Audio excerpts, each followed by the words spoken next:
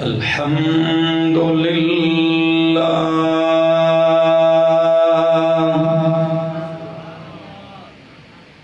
الحمد لله رب العالمين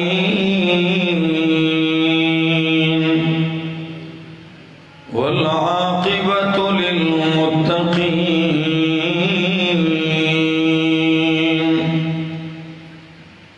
والصلاة والسلام على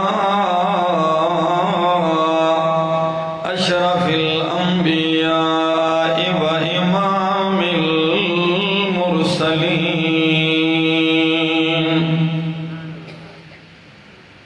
وعلى آله وأصحابه أجمعين.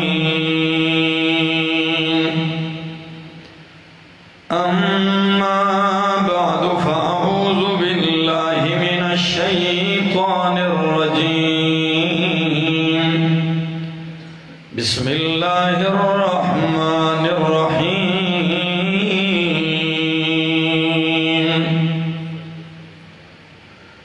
واذكر في الكتاب إبراهيم إنه كان صديقا نبيا إذ قال لأبيه يا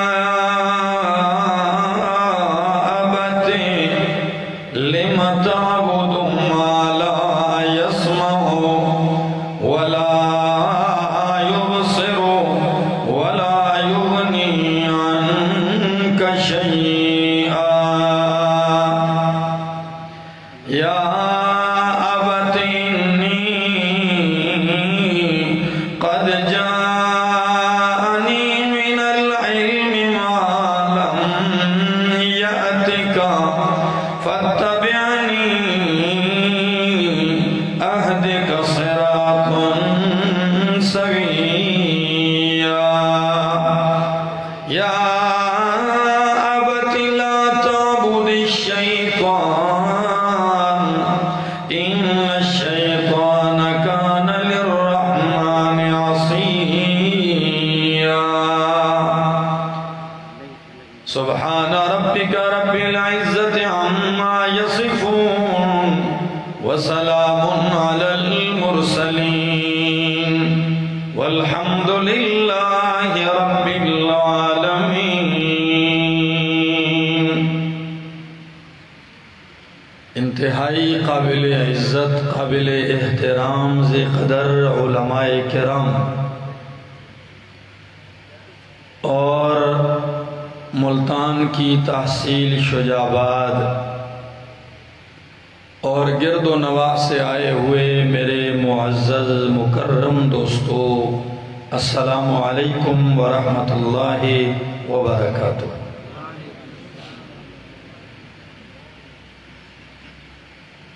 میری طبیعت شدید زکام کی وجہ سے اور گلے کی خرابی کی وجہ سے آج بولنے کا بھی وہ ہمت اور طاقت نہیں ہو رہی ہے. بہرحال ایک سفر طے کر کے آپ کے سامنے آیا ہوں تو چند باتیں عرض کروں گا اور آپ لوگوں کی توجہ کا طلبگار رہوں گا. اس دنیا میں ایک ذرے سے لے کر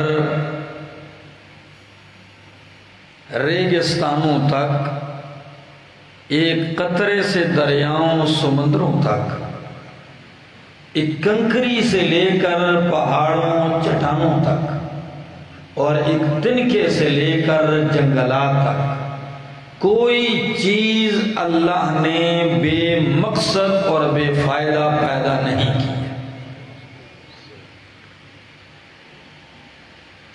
قرآن مقدس نے یہ بات ہمیں سمجھائی ہے اور اہل ایمان کا ذکر جب قرآن کرتا ہے تو ساتھ یہ کہتا ہے کہ اہل ایمان جب ان چیزوں کو دیکھتے ہیں، ان دریاؤں سمندروں کو دیکھتے ہیں، بر و بحر کو دیکھتے ہیں، اتنی بڑی کائنات کو دیکھتے ہیں، سورج چاند ستارے ہیں، دن رات ہے،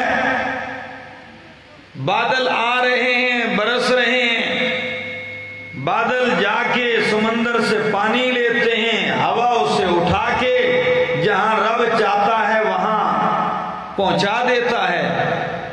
یہ ساری چیزیں جب اہل ایمان دیکھتے ہیں تو وہ ایک نتیجہ اخذ کرتے ہیں، اور وہ کیا ہے؟ وہ یہ دیکھ کے کیا کہتے ہیں؟ ربنا ما خلقت هذا باطلا،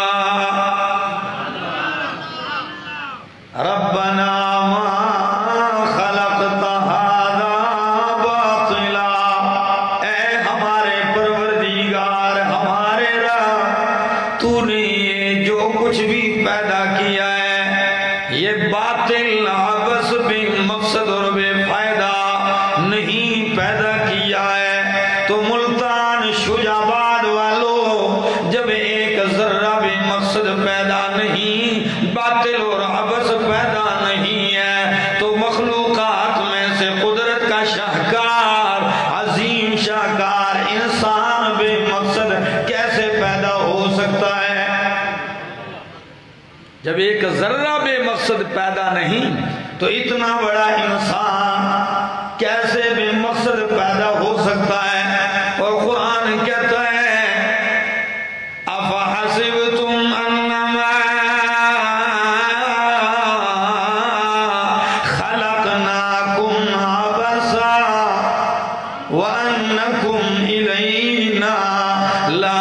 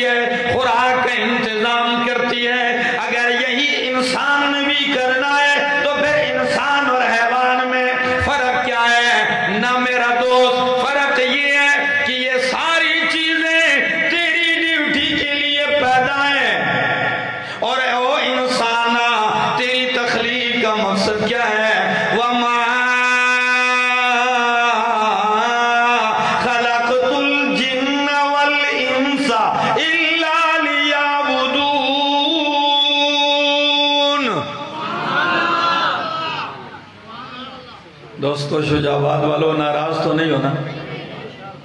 میں اتنے خراب گلے کے باوجود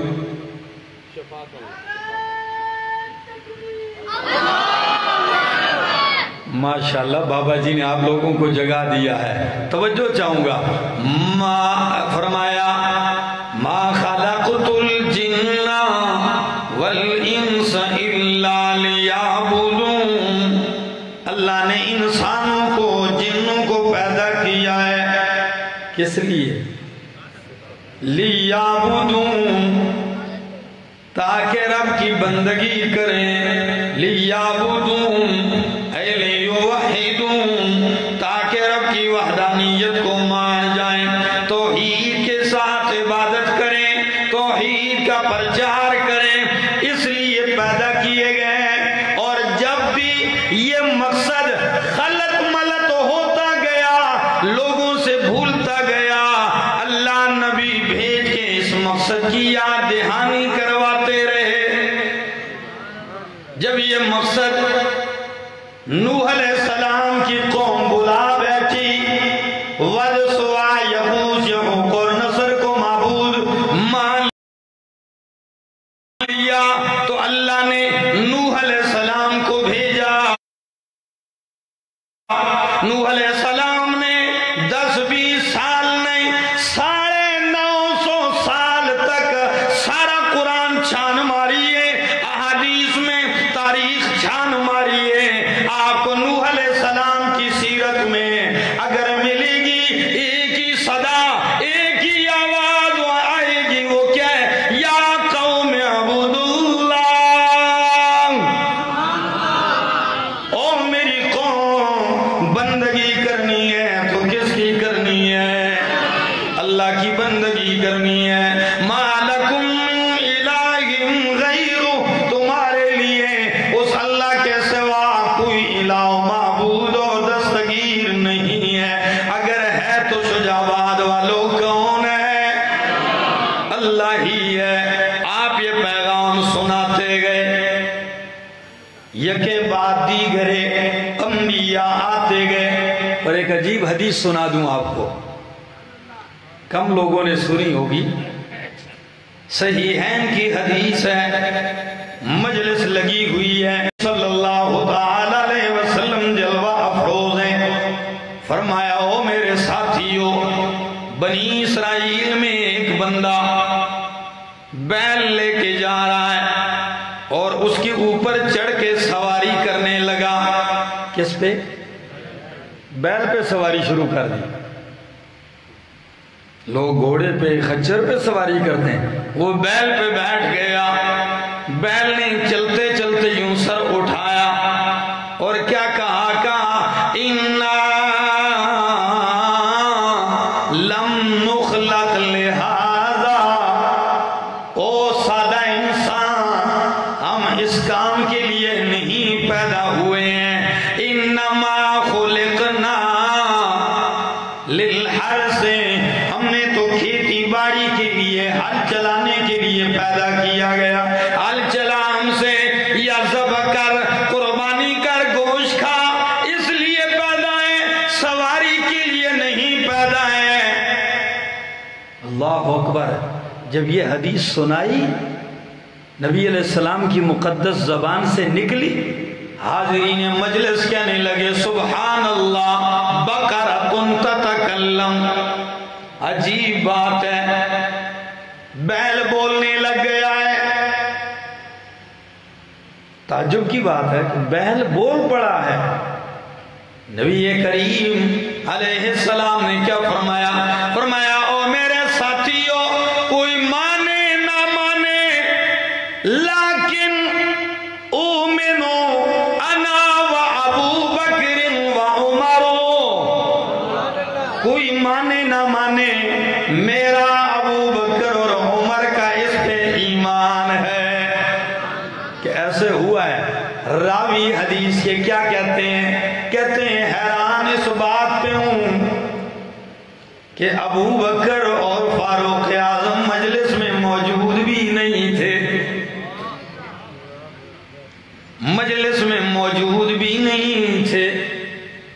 میں نے سوچا واہ ابو بکر و عمر، کی عدم موجودگی کے باوجود بھی مصطفیٰ کا کتنا اعتماد ہے.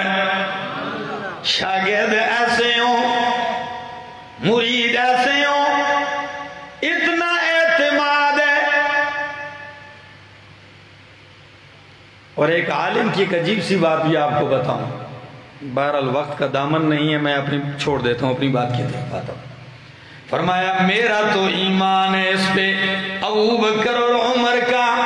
میرا استدلال حدیث سنیے، شجاباد والوں، بیل کا بولنا، مصطفیٰ کریم کا بیان کرنا، میرا تو ایمان ہے، میرا تو یقین ہے. ساری کائنات غلط ہو سکتی ہے، مصطفیٰ کی زبان سے نکلی ہوئی بات غلط جھوٹ نہیں ہو سکتی ہے. ہمارا ایمان ہے. میرا استدلال حدیث سے یہ ہے کہ ایک حیوان کو تو پتہ ہے کہ میں اس مقصد کے لیے پیدا ہوا ہوں، اس مقصد کے لیے نہیں ہوا ہوں. اگر انسان ہوتے 50 سال 60 70 سال کی عمر گزارنے کے باوجود بھی اسے اتنا پتہ نہ چلے کہ میں کس مقصد کے لیے پیدا ہوں، تو وہ انسان حیوان سے بھی بدتر ہے. حدیث سے ایک چیز تو سمجھ میں آتی ہے کہ حیوان کو بھی اپنی تخلیق کا مقصد معلوم ہے، اور انسان ہو کہ بندے کو یہ پتہ نہ چلے تو یہ حیوان سے بدتر ہے. تو میں بات کر رہا، ہر نبی آیا یہی صدا لگائی، اعبد اللہ، اللہ ہی کی بندگی کرو.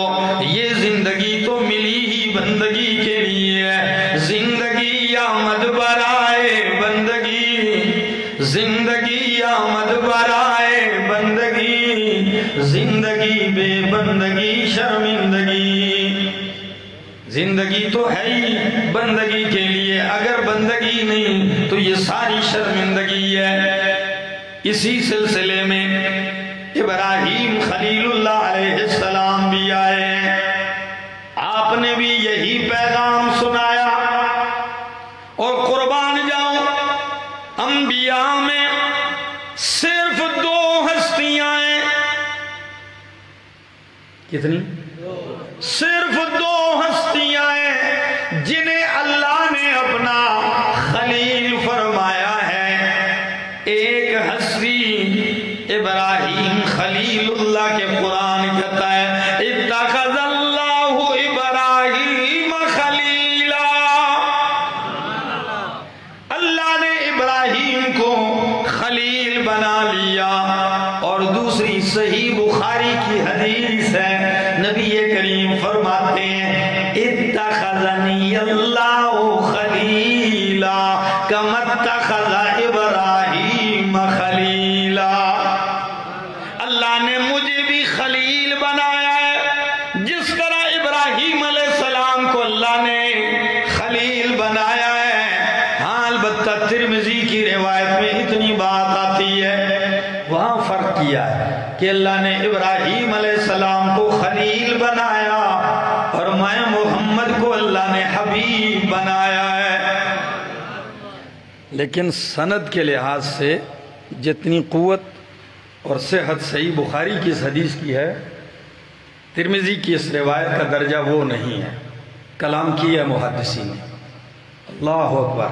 تو 2 ہستیاں ہیں جو اللہ کے خلیل کا لقب پا چکی ہیں. ابراہیم خلیل اللہ علیہ السلام، اتخذ اللہ ابراہیم خلیلا. اور شجاباد والوں، قرآن اٹھائیے، قرآن نے دوستی کے لیے مختلف الفاظ استعمال کیے ہیں. کہیں دوست کے لیے قرین کا لفظ استعمال کیا ہے، فساء قرینہ، اور کہیں دوست کے لیے صاحب کا لفظ بھی استعمال کیا ہے. اذ یقول لصاحبہ لا تحزن ان اللہ معنا. اور قرآن میں دوست کے لیے صدیق کا لفظ بھی استعمال کیا گیا ہے، اور قرآن میں دوست کے لیے خلیل کا لفظ بھی استعمال کیا ہے. حمیم کا لفظ بھی استعمال کیا ہے. کیا؟ حمیم، پرجوش، گرم جوشی دکھانے والا دوست. اور خلیل اس دوست کو کہتے ہیں جو جگری ہو، دلی دوست ہوتا ہے، رازدار ہوتا ہے. اللہ فرماتے ہیں اتخذ اللہ ابراہیم خلیلا، اللہ نے ابراہیم کو اپنا خلیل بنایا ہے. علامہ جار اللہ زمخشری نے اور شیخ القرآن مولانا غلام اللہ خان رحمہ اللہ نے لکھا ہے، کسی نے پوچھا یا ابراہیم کیف کنت خلیلا، کیا کمال ہے آپ میں کہ اللہ نے آپ کو خلیل بنا دیا. کہنے لگے بذلت نفسی للنیران وولدی للقربان ومالی للضیفان وقلبی للرحمن. اللہ نے مال دیا، مہمانوں پہ لگایا. اللہ نے بدن دیا، آگ کے شعلوں میں ڈلوایا. اللہ نے بیٹا دیا، اللہ ہی کے لیے چھری چلائی اس کے گلے پہ. اور اللہ نے دل دیا تو دل بھی پاس نہیں رکھا، وہ بھی رحمان کے حوالے کر دیا. وقلبی للرحمن، یہ آسان بات نہیں ہے، کہنے میں بڑی آسان ہے، لیکن دل سالم اللہ کو دینا یہ خلیل اللہ ہی کا مقام ہے. ورنہ کسی سے پوچھ لو جا کے بھائی دل کی کیا حالت ہے، لوگوں نے تو دل رکشے میں لٹکائے ہوئے ہوتے ہیں، رکشے کے آگے بھی لٹک رہا ہے، کسی نے گاڑی کے پیچھے دل بنایا ہوا ہے، کسی نے دیوار کے اوپر دل بنا دیا ہے، کوئی دل بنا کے بیچ میں تیر بھی ڈال دیتا ہے، خون گر رہا ہے. کہیں دل بنا کے بیچ میں درار ڈال دیتے ہیں کہ جی میرا دل تو 2 ٹکڑے ہو چکا ہے. کوئی یہ بھی لکھ دیتے ہیں دل برائے فروخت، قیمت صرف 1 مسکراہٹ. یہ سمجھ لیا ہے نا میرا دوست، اتنی معمولی چیز سمجھ رکھی ہے. علماء بیٹھے ہیں قرآن مقدس اور احادیث میں دل کے متعلق جو آیات اور احادیث ہیں، اگر ان کو اکٹھا کیا جائے تو کئی جلدوں میں کتاب لکھی جا سکتی. دل کیا چیز ہے. علامہ ابن قیم رحمہ اللہ الفوائد میں عجیب بات لکھتے ہیں. شجاباد والو، علامہ ابن قیم رحمہ اللہ فرماتے ہیں کہ بدن انسانی میں دل کی مثال ایسے ہے جس طرح کائنات میں عرش کی مثال ہے. کہتے ہیں عرش کو اللہ نے اپنی استوا کے لیے مختص کیا ہے. الرحمن علی العرش استوا، کائنات میں اللہ نے اپنی استوا کے لیے عرش کا انتخاب کیا ہے اور اپنی معرفت کے لیے انسان کے دل کا انتخاب کیا ہے. استوا کے لیے عرش اور معرفت کے لیے دل. کہاں سے لاؤں؟ مجذوب نے کیا یہ خوب کہا تھا نا کہ ہر تمنا دل سے رخصت ہو گئی، ہر تمنا دل سے رخصت ہو گئی، اب تو آجا اب تو خلوت ہو گئی، ایک ان سے کیا محبت ہو گئی، ساری دنیا ہی سے وحشت ہو گئی، لاکھ جڑکوں اب کہاں پھرتا ہے دل، ہو گئی اب تو محبت ہو گئی. تو بات کی وَقَلْبِي لِلرَّحْمَانِ، دل میں نے رحمان کو دے دیا ہے. اللہ کے خلیل کھڑے ہیں اپنے باپ کے سامنے، والد کے سامنے کھڑے ہیں اور کیا کہتے ہیں؟ یا ابتے، یا ابتے، او میرے پیارے بابا جان، لم تعبد ما لا يسمع ولا يبصر ولا يغني عنك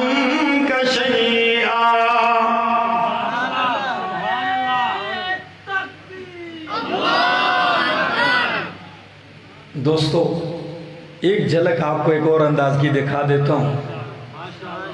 توحید کے دو اسلوب ہیں، ایک ایجابی اور ایک سلبی. جب توحید الہی کا ایجابی پہلو بیان کیا جاتا ہے تو حالات خراب نہیں. اللہ مالک ہے، اللہ خالق ہے، اللہ رازق ہے، اللہ کھلاتا ہے، پلاتا ہے، سلاتا ہے، جگاتا ہے، شفائیں دیتا ہے، دوائیں دیتا ہے. کوئی نہیں جھگڑے گا آپ سے. اور یہ دونوں انداز قرآن پیش کرتا ہے. ذرا ایجابی انداز سنانے لگا ہوں. یہ میرے سامنے اللہ کا قرآن ہے اور سورۃ الشعراء ہے. ذرا ایجابی انداز کیا ہے؟ اللہ کے خلیل کہتے ہیں والذی هو یطعمنی ویسقین. اگر ناراض نہیں تو کہہ دو سبحان اللہ. هو الذی، اللہ وہ ذات ہے، یطعمنی ویسقین، جو مجھے کھلاتا ہے، ویسقین، اور مجھے پلاتا ہے. وَإِذَا مَرِضْتُ فَهُوَ يَشْفِينِ، جب میں بیمار ہو جاتا ہوں تو مجھے شفا بھی وہی دیتا ہے. وَالَّذِي يُمِيتُنِي ثُمَّ يُحْيِينِ، وہی ذات ہے جو مجھے مارے گا، ثُمَّ يُحْيِينِ، پھر مجھے زندہ کرے گا. وَالَّذِي أَطْمَعُ أَن يَغْفِرَ لِي خَطِيئَتِي يَوْمَ الدِّينِ،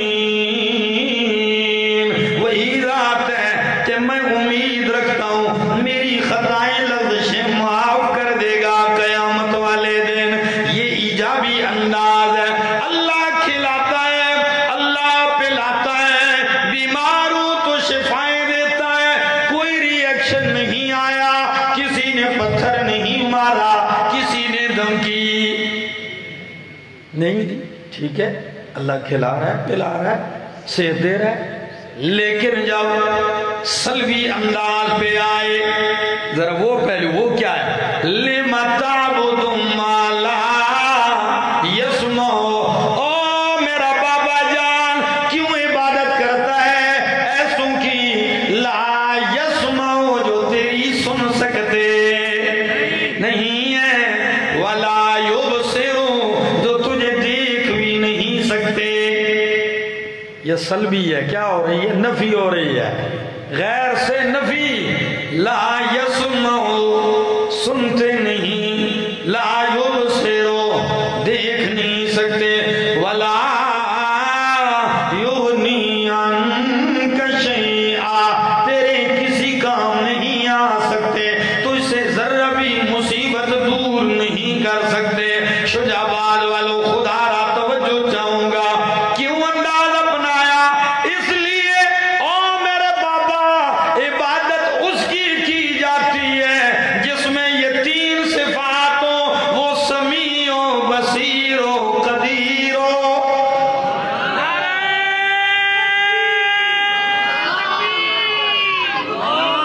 حاجت روا مشکل کشا، حاجت روا مشکل کشا، تجھے بادل و آواز کوئی نہیں. حاجت روا مشکل کشا، حاجت روا مشکل کشا،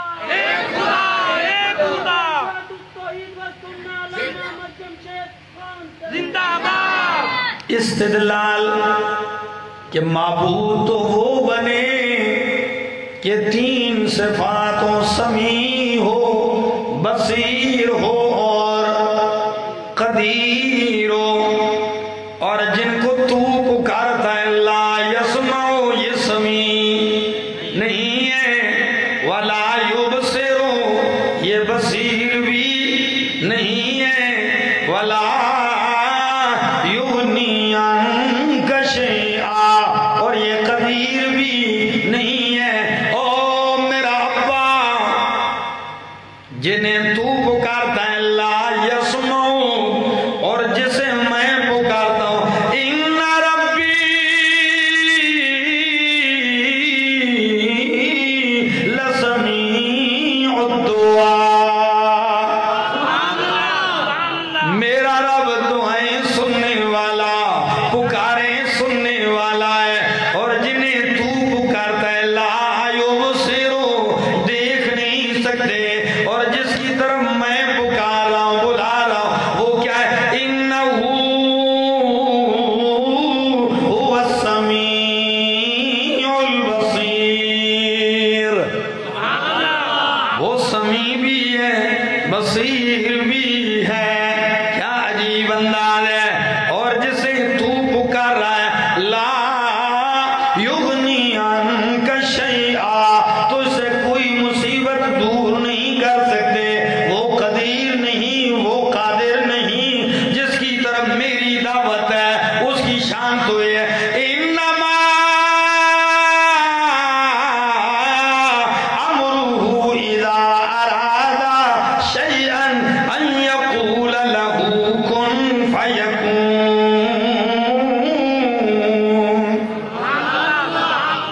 وہ جب ارادہ کرتا ہے تو کہتا ہے کن ہو جا، فیکون، دیر بھی نہیں لگتی، ہو جاتا ہے۔ جب وہ کہے ہو جا تو ہو جاتا ہے۔ آج ہم بھی یہی پیغام لیے چلتے ہیں، کہتے ہیں او لوگوں جنہیں تم پکار رہے ہو وہ سن سکتے ہیں، وہ تمہاری نہیں سن سکتے۔ دیکھ لو ملک کے طول و عرض میں قبروں پہ پڑے ہوئے ہیں، مساجد ویران ہو گئی، قبرستان آباد کیے جا رہے ہیں۔ ادب جتنا اللہ کے گھر کا ہونا چاہیے، اللہ کے حضور اتنا ادب نہیں ہوتا جتنا قبرستان میں ادب کے مظاہرے کرتے ہیں۔ ایسا ہی ہے، مسجد قرآن سے بھرا، ایسا ہی ہے۔ الماریوں میں قرآن پڑھیں، اور رہا ہے بے فکر جا رہا ہے، کوئی پرواہ نہیں، لیکن قبرستان سے جا تو ایسے رہا ہے لیکن واپس الٹے پاؤں نکل رہا ہے۔ جو کام مسجد میں اللہ کے لیے ہونے چاہیے تھے وہی کام قبرستان میں مردوں کے لیے ہو رہے ہیں۔ تو ہم صاف لفظوں میں کہتے ہیں او لوگوں جہاں تم پڑے ہو لا یسمع دعاءکم، یہ تمہاری پکار سن سکتے نہیں، سن سکتے۔ کب تک؟ وَهُمْ عَنْ دُعَائِهِمْ غَافِلُونَ، وہ غافل ہیں، قیامت تک تمہیں جواب نہیں دے سکتے۔ لیکن کیا کیا جائے؟ جا کے آپ دیکھ لو، ہمارے ہاں بنیر میں الحمدللہ شیخ القرآن مولانا امام محمد طاہر پنجپیری رحمہ اللہ نے پشتونوں کے اس بیلٹ میں وہ محنت کی ہے کہ شیر کی جڑیں اکھیڑ کے رکھ دی ہیں۔ یقین جانیے وہ درگاہیں ویران پڑی ہیں، ویران ہیں، ساری دکانداریاں بند کر دی ہیں۔ تو بنیر میں ایک مزار ہے، اسے کہتے ہیں پیر بابا کا، دوسرا ہے مزار وہ ہے دیوانہ بابا کا، چوک میں بورڈ لگے ہوئے ہیں، کچھ گاڑیاں پیر بابا کی طرف جاتی تھی، کچھ دیوانہ بابا کی طرف جا رہی ہوتی تھی۔ تو پیر بابا والے شاعری کرتے تھے، پھر وہ ڈھولک کے ساتھ میوزک کے ساتھ اسے لگا دیتے اور کہتے تھے کہ پیرا بابا پتو پہ ولا چتا پریگ دی و دیوانہ بابا لذینا۔ اس کا مطلب کیا؟ پنجابی میں کیا سمجھے گے؟ وہ کہتے تھے کہ پیر بابا یہ دیوانہ بابا کی طرف جو جا رہے ہیں نا ان کو توپ کے ذریعے مار۔ کہ تجھے چھوڑ کے دیوانہ بابا کی طرف جا رہے ہیں. میں نے کہا توپ کے ذریعے دونوں کو مارنا چاہیے تھا کہ رب کو چھوڑ کے بابوں کے پیچھے جا رہے تھے. کیا کہوں، میں اکثر کہتا ہوں کہ کہیں نخل مرقد کی چھاؤں میں سجدے، کہیں نخل مرقد کی چھاؤں میں سجدے، کہیں مرنے والوں کے پاؤں میں سجدے، اشاروں میں سجدے، نگاہوں میں سجدے، یہاں اور وہاں خانقاہوں میں سجدے. ایسا ہے؟ ہو رہے کہ نہیں ہو رہا؟ سجدے جا رہی ہیں، کوئی جو کرا ہے، کوئی رکوع میں، کوئی سجدے میں. اور اب تو عجیب بات ہو گئی ہے، اب تو ڈانس بھی شروع ہو گیا ہے. میں نے اس دن دیکھا اچھی بلی پگڑیاں پہنی ہوئی، سفید کرتے، لمبی لمبی داڑھی، بہترین کرتے پہنے ہوئے، اور اتنا بہترین قسم کا ڈانس جاری ہے. میں نے دوست سے کہا ایک بات میرے ذہن میں آئی ہے، میں نے کہا اللہ گواہ ہے یہ ڈانس پریکٹس کے بغیر تو نہیں ہو سکتا. اب یہ دیکھنا ہے کہ یہ جاتے کہاں ہیں، کس گلوکار کے پاس، کس اداکار کے پاس جا کے یہ ڈانس سیکھتے ہیں. یہ ڈانس تو بغیر پریکٹس کے نہیں ہے، یہ جو مولوی سیکھ رہا ہے اور اسے دین کہہ رہا ہے. رپڑ پیچھے ایک بنا تھا کہ کچھ لوگ گئے تھے بادشاہی مسجد میں، انہوں نے فلم کا ایک پارٹ بنایا تھا. پورے ملک نے فیس بک کے اوپر ایک رولا بنایا کہ سزا دی جائے مسجد کی توہین. میں نے کہا ان بیچاروں کو تو مسجد کے احترام کا پتہ بھی نہیں ہے، ان کا تو کام ہی ہے، ان کو تو نہیں پتا. لیکن جو امام ہیں، جو مسجد میں خطیب ہیں، جو تقریریں کرتے ہیں، جو عشق مصطفیٰ کے دعوے دار ہیں، یہ جو مسجد میں گھنٹوں ناچتے ہیں، ان کے لیے جائز اور ان کے لیے توہین ہو گئی. دوستو اسی لیے میں نے کہا یہ قبہ پرستی کا پامال سجدہ، یہ قبہ پرستی کا پامال سجدہ، یہ قبروں پہ جا جا کے ہر سال سجدہ، یہ سب بیج پیروں کا بویا ہوا ہے، یہ سب بیج پیروں کا بویا ہوا ہے کہ ہر شخص بدعت کا جویا ہوا ہے. اور اکبر الہٰبادی نے تو کیا ہی خوب کہا کہ در خانقاہ پہ پڑا ہوں اکبر، در خانقاہ پہ پڑا ہوں اکبر، خدا ملے نہ ملے روٹیاں تو ملتی ہیں. میرے دوستو آؤ رب کا قرآن سنیے. قرآن کہتا ہے یا ابت لم تعبد ما لا يسمع ولا يبصر ولا يغني عنك شيئا. کیوں ایسوں کی عبادت کرتا ہے جو نہ دیکھ سکتے ہیں، نہ سن سکتے ہیں، نہ تجھ سے مصیبتیں ٹال سکتے ہیں. اے میرے بابا جان، میں مانتا ہوں تو باپ ہے، میں بیٹا ہوں، تیری عمر زیادہ میری عمر کم ہے، پر میرے پاس علم ہے، تیرے پاس بھی علم ہے. فرق یہ ہے تیرے پاس دنیا کی معلومات ہے اور میرے پاس عرش والا علم ہے. قد جاءنی من العلم ما لم یأتک فاتبعنی اہدک صراطا سویا.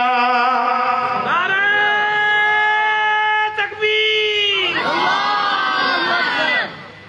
تو میرے پیچھے آ، میرا علم آیا ہے اوپر سے اور آپ کا نیچے کا گھڑا ہوا ہے. اس لیے باوجود باپ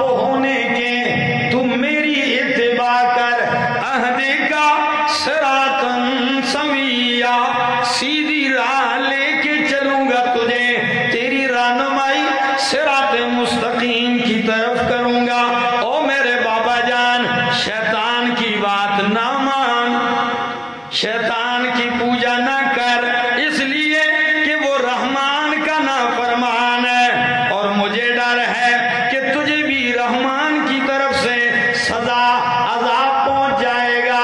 तो जब सल्बी अंदाज अपनाया, बाप भड़क उठा, क्या कहता है, अरागिबुन अंता अन आलिहती या इब्राहीम। ओ इब्राहीम, आप मेरे आलेहा से रूगर्दानी इख्तियार करते हैं, मुंह फेरते हैं। सुन लीजिए, अगर आप बाज ना आए तो मैं आपको संसार कर दूंगा। वहजुरनी मलिया, लंबा जमाना मेरी नजरों से दूर हो जाओ। दोस्तों, ये है वो मसला। अल्लाह खिलाता है, अल्लाह पिलाता है, इस पे किसी ने कोई मुखालफत है? लेकिन जब कहा जिन्हें तुम पूजते हो ये कुछ नहीं कर सकते, तो बस फिर मुखालफत शुरू हो गई, धमकियां शुरू हो गई। लेकिन हक हक होता है, ये किसी के दबाने से दबता नहीं है। मेरे दोस्तों, आइए, इस मुल्क के तूल अर्ज में एक जमात है जिसने तौहीद का आलम बुलंद किया हुआ है, जिसे दुनिया जानती है इशाअतुत तौहीद व सुन्नह के नाम से, कि अल्लाह की तौहीद, नबी की सुन्नत बयान करती है। इस मुल्क के अंदर इस काफिला हक की रहनुमाई और क़यादत करने वाले मेरे शेखुल कुरान मौलाना मोहम्मद तैयब ताहिरी साहब हफिज़हुल्लाह तआला व रआहू, मानता हूँ बड़ी जमातें काम कर रही हैं, बड़ी तंजीमें काम कर रही हैं, किसी का बुरा नहीं कहता, लेकिन इतनी बात जरूर करता हूँ कि मैं अपने शेख, अपने अमीर की बात करता हूँ कि अगर किसी के पास ऐसा अमीर है जो 8 घंटे मुसलसल बैठ के रब का कुरान पढ़ाता हो, 50,000 तुलबा को बैठा के, अगर है तो मुझे कोई दिखा दे। माशाअल्लाह, माशाअल्लाह। और आप कहेंगे कि किस्सा नहीं, मैं खुद शरीक होता हूं उस दर्स में। 10-15 हजार तक औरतों की तादाद होती है, और दर्स तो हर जगह होता है, मेहनत करते हैं। लेकिन कमाल पंजपीर के दर्स का ये है, मेरे शेख के दर्स का, कि 3 साल अगर रीढ़ी चलाने वाला भी दर्स में मुस्तकिल तौर पर बैठ जाए तो इतने काबिल हो जाता है कि वो दर्स दे सके आगे। हल्के बने हैं, 200-250-300 मस्जिदें हैं, सारी भरी हुई होती हैं, लोगों की कोठियां, बंगले, बैठक, दुकानें सारी भरी हुई होती हैं, और कुरान सीखा जाता है, 6-7 घंटे सुनाया जाता है। उसके बाद फिर ग्रोह दर ग्रोह 800, 600, 500 बंदों का ग्रोह अलग अलग, उनको अमीर सारी रात बैठा के दिन का पढ़ा हुआ दोबारा पढ़ाया जाता है। एक अजीब माहौल होता है। मेरे दोस्तों, उस माहौल की एक झलक देखनी है तो इस महीने के आखिर में 28, 29, 30, 31 तारीख को एक अजीम शान इज्तिमा का इनेकाद हो रहा है। मैं उसकी दावत देने आया हूँ आपको। आप तमाम लोगों से गुजारिश है, अपने औकात आगे पीछे करके मुवहिदीन के इस अजीम इज्तिमा में शिरकत कीजिए। लाखों लोग होते हैं उसमें, और हजारों की तादाद में उलमा होते हैं। अल्लाह से दुआ है, अल्लाह हमें अमल करने की तौफीक अता फरमाए। मैंने तो माजरत कर ली थी, मैंने कहा बंदयालवी साहब बयान करेंगे, मेरी हिम्मत नहीं, लेकिन दिल में आया कि अब आ चुका हूँ तो अपनी वो ताकत और इस्तिताअत से बढ़ के कुछ बातें कह दी हैं। अल्लाह कबूल फरमाए और अल्लाह